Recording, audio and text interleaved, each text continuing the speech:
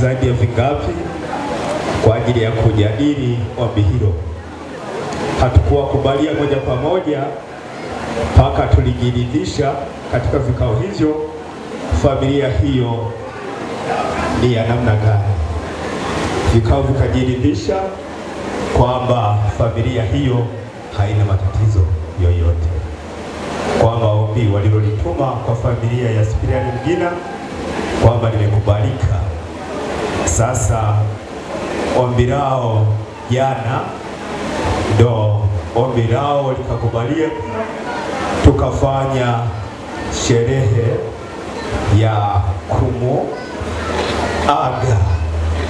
binti au ng'ombe waliomwomba, na leo tumesema hata kuja peke yake.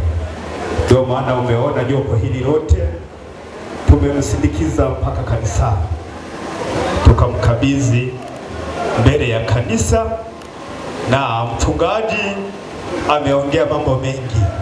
Nadhani watoto wetu wamelisikia, na familia ya Mgina wameomba kwamba kwa familia ya John Kasigwa, kwa lolote lile ambalo litakutatiza watoto wetu, msikae peke yenu, bali mtushirikishe ili tuweze kukaa familia zote mbili kwa ajili ya kuangalia jambo hilo.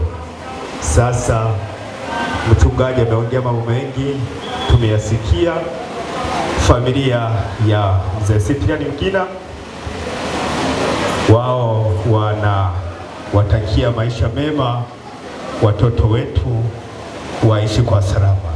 Sina mambo mengine zaidi ya hayo, nasema asante sana. Hawajambo kabisa kabisa. Ukoo na familia nzima wamempokea Mkamwana. Wow. Yani hamna shida wala hamna tatizo. Mungu yuko pamoja nanyi, lakini pia Mungu yuko pamoja nasi katika safari yetu.